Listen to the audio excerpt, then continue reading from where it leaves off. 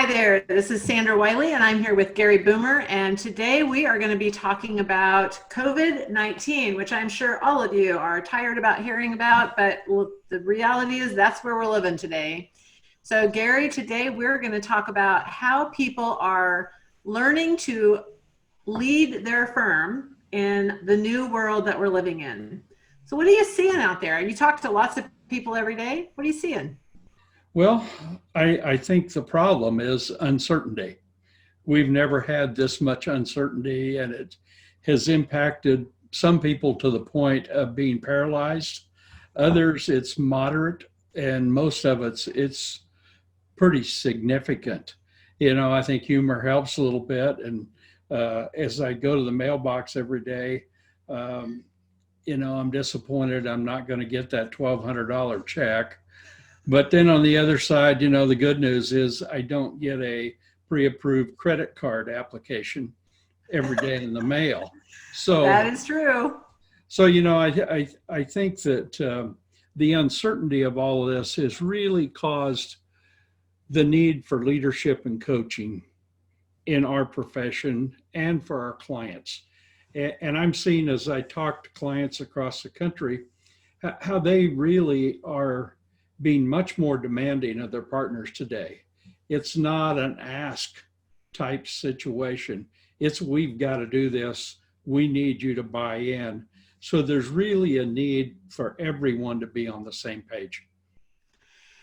Yeah, I would agree with you completely. I know that when we look at a firm, it seems like there's a couple of different kinds of firm out there, and there's leaders that are leading firms that are progressive and they're way ahead, and there's leaders that are sometimes holding their firms back. Do you see the same thing? I mean, are you seeing that there's almost like two different kinds of leaders out there right now? Oh, absolutely. But there were two types of leaders before the crisis. Good point. The crisis today has really just been the accelerator. And I've said this in jest, but really serious. Don't miss out on a good crisis to be an innovator and learn and grow and improve your value that you can offer to your potential clients. And I say potential clients because we hear in the medical profession today, triage all the time. And, it's a terrible word when you're talking about ventilators and, I'm a high risk person. So do I get a ventilator or don't if I get ill? Well, we've been talking about this for years with client filtering, and that the biggest problem firms have is too many small clients that they probably aren't going to be able to save. And if they would spend that time on their very best clients, the top 20%, I think they come out of this and their cash flow might be the best quarter they've ever had 90 days down the road here. Yep, I would agree with you. And, it's interesting.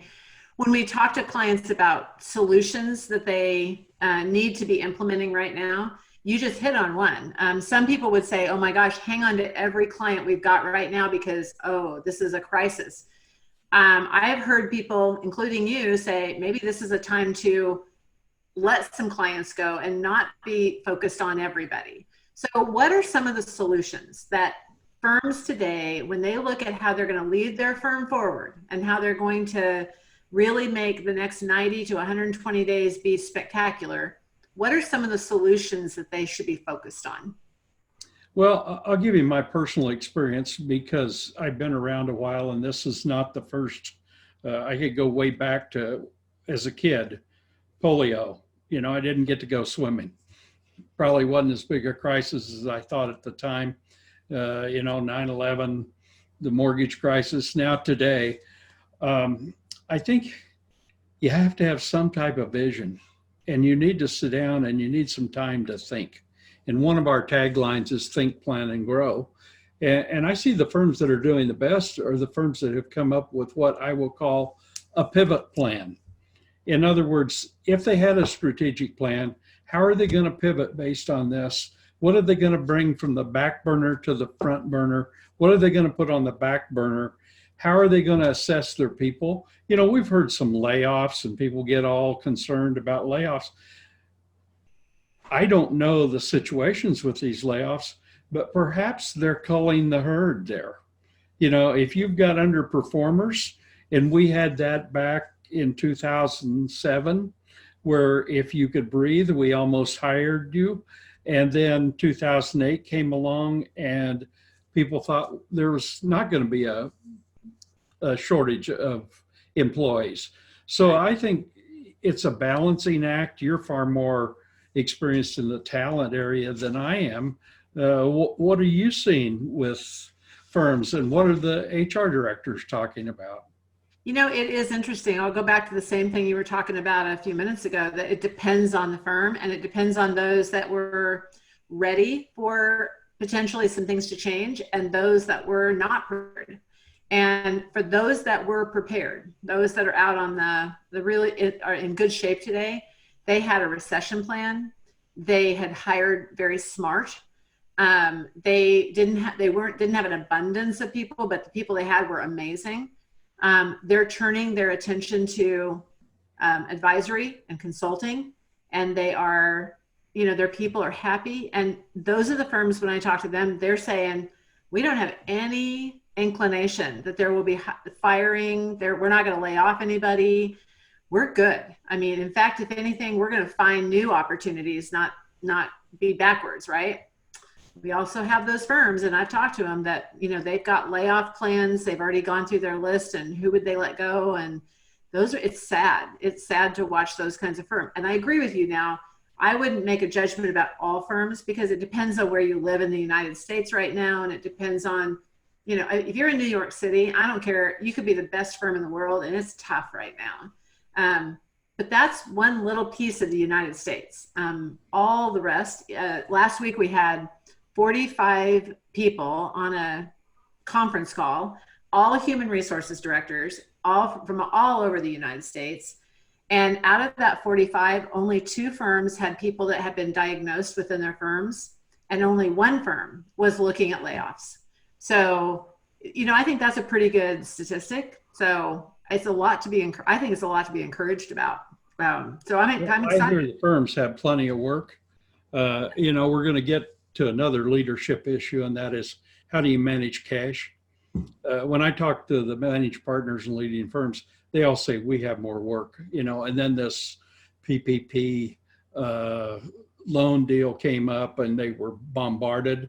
One of the first things I would tell firms, and in some other videos we'll talk about this, is how speaking to your best clients right now is the most important thing you can do. Well, this new loan package and government assistance virtually turned the tables, and now the firms don't have enough time to talk to all their clients. But I think as a leader, the key thing is that you really need to not talk about the service as much as just listen and ask the client. And the other thing is provide them a filter, because it's easy when you're in this type of situation to just list out all the dangers, list out too many opportunities. So one of the tools we're going to talk about is this pivot plan. And I had to limit myself to 3 things. And I did this back in March 22nd, in fact. And I looked at it again today before this presentation.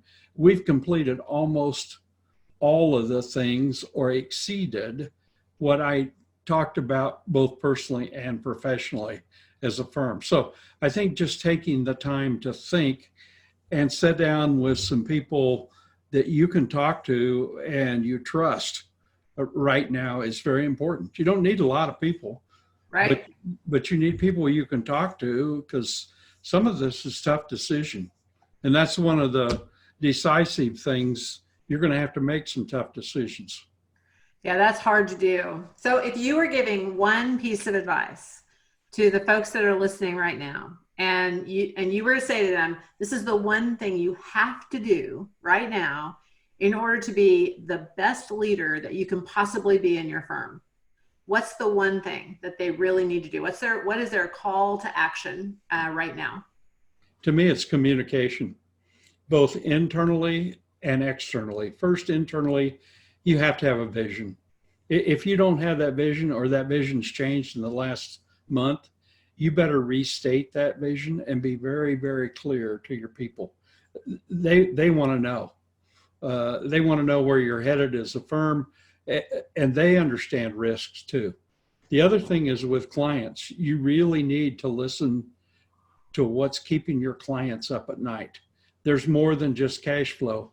And I think you brought out a good point. There's not any one thing here that we can give you that fits all firms. One size fits one. I've heard that saying before, and I think there's really a lot of truth to it, because if you have a practice that's specialized in restaurants, you've got some severe problems.